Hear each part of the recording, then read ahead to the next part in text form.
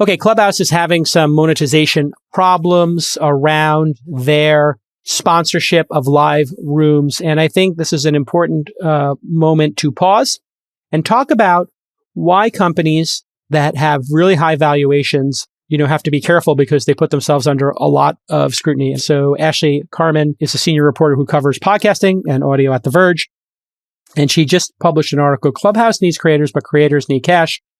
And she tweeted about the faltering creator program at Clubhouse this morning. New Clubhouse promised to match people in its creator program with brands to make their shows profitable. But according to 6 people I spoke with, none received sponsors. Of the 3/25 shows that might have, only one might have come through Clubhouse itself. So Clubhouse did an experiment called Clubhouse Creator First program. It was an accelerator for creators, and they promised to provide equipment. Great. What equipment do you need for Clubhouse? Like a headset, like I'm wearing here, $30. Guest matching. Help. I mean, that's really not a big deal. And quote, concept and creative development with the Clubhouse team. Ideas. Okay. This seems like a terrible idea, a terrible deal. As well as promotional support, including, quote, design services for creative assets, whatever, like Canva, 15 minutes to make an invite, a JPEG. Promotion with and off of Clubhouse. Okay. That could be meaningful. Support in building your audience. That could be meaningful. And most importantly, for long-term creators, Clubhouse said they would support by, quote, providing a monthly stipend and matching you with brands so you can turn your idea into a profitable creative endeavor.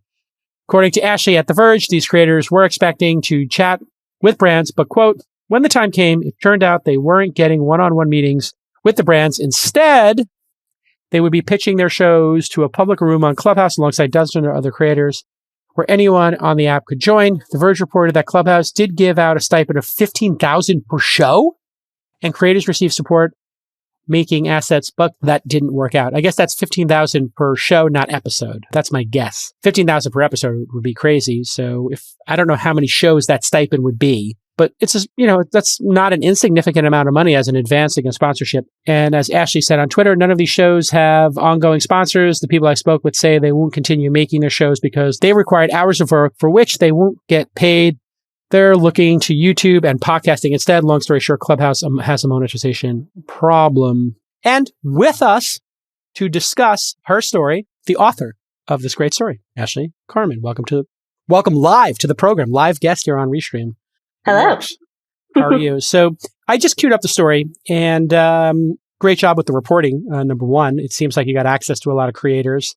And my take on it was introducing money early to some nascent platform like live rooms, probably a mistake for Clubhouse. And I also kind of have the perception that when a startup becomes worth $4 billion, they've got hundreds of millions of dollars, it changes the relationship with the creators. And so if this was but a $50 million or $100 million company, and they said, hey, we can't give you any money, but we'll promote you and we'll support you and we'll give you shout outs, maybe this dynamic would have been a little different. And the people who are creators might not look at this and be like, screw Clubhouse, only getting 15 grand. Yeah. I mean, I think beyond introducing money early, it's introducing these creator programs really early. We've seen the creator programs pop up with, like, Spotify does it for podcasters, but more broadly, we see Facebook doing it with $1 billion committed through 2022 to bring creators on. We've seen YouTube doing it for its TikTok competitor. Snapchat was giving away $1 million a day for a while to get people on its platform to do its TikTok competitor. So I just feel like, giving people a stipend is a great, great thing, and you should pay people for the quality content that they're making for you. But I think the issue was setting expectations and being like, hey, we will match you with brands so you can, quote unquote, turn this into a profitable creative endeavor. And that just didn't happen. And that's where you have to have the monetization features really built out. Yeah. And you reported that they gave $15,000 to each show. That wasn't, to be clear, for each episode, no. Which would be the production budget of, like, a really big podcast, maybe. $15,000 for how many episodes did they expect to get for that? A weekly, for a year, for 6 months, that stipend? It was a 3-month program, 12 episodes for every show. But yeah, that I didn't really get into as much in my reporting, but that also did, although they were very happy to be paid, of course, it did become an issue because some shows had many hosts and they had to split that $5,000 a month between hosts. And also many guests wanted to be compensated for coming on the shows. And that was money that would have to come out of their pot. So it gets a little dicey when you start divvying up what sounds like a lot of money among many people. Yeah, for me, I think almost better to not introduce money at this stage. But when they also were promising sponsors, which made no sense because this is a completely unproven medium. What is the expectation of what a sponsor would get? In your reporting, you said people would have 300, 400 people in the room, even with promotion. You also pointed out that promotion fell off a cliff.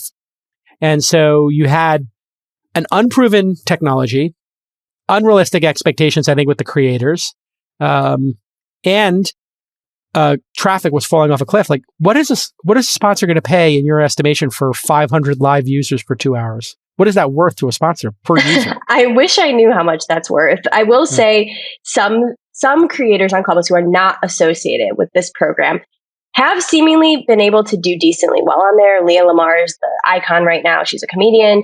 I've heard her name come up as someone who's making a living off of their Clubhouse existence, and others. But the key thing with this story was just that these were the creators that Clubhouse hand selected, and they weren't able to really secure brand sponsorships unless they had their own connections outside of Clubhouse, which wasn't really the goal of the program.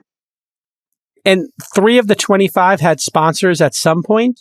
Do you know who the sponsors were? And so did they renew? Because that's the key. Like, if the sponsors renew, you've got a business.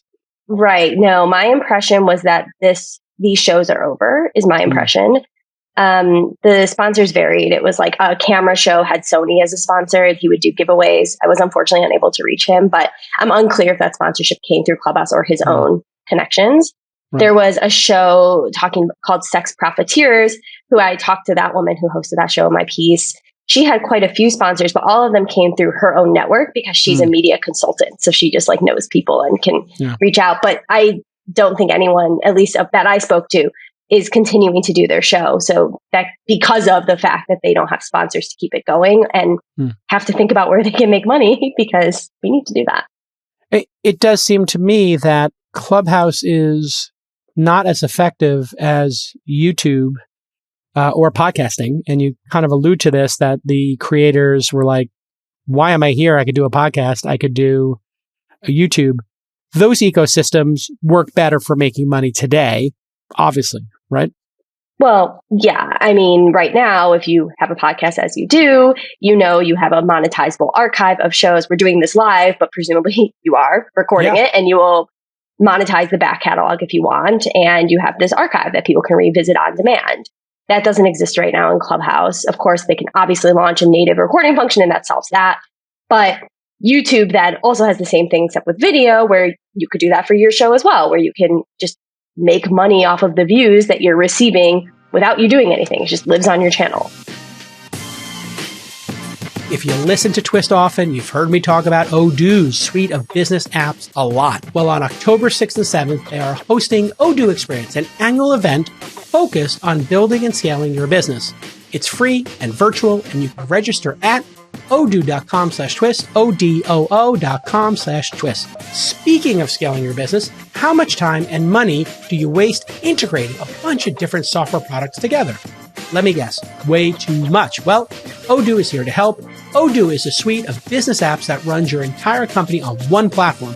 They'll streamline workflows by bringing all your information together. Plus, Odoo's integrations eliminate repetitive tasks and data entry. If you only need 2 or 3 apps to optimize your workflow, well, that's all you're going to pay for. Odoo won't stick you with the bill for apps you don't use. Odoo has an app for every business need. They offer 30 main apps that are updated regularly and over 16,000 apps from their active open source community. You can keep your books tight with their financial software, and their sales and CRM apps will help you provide a clear and organized view of your business. So your first app is free forever, and right now, Odoo is offering a $1,000 credit on your first implementation pack. That's no joke, $1,000 off. Go to odoo.com/twist to check it out. That's odoo.com/twist.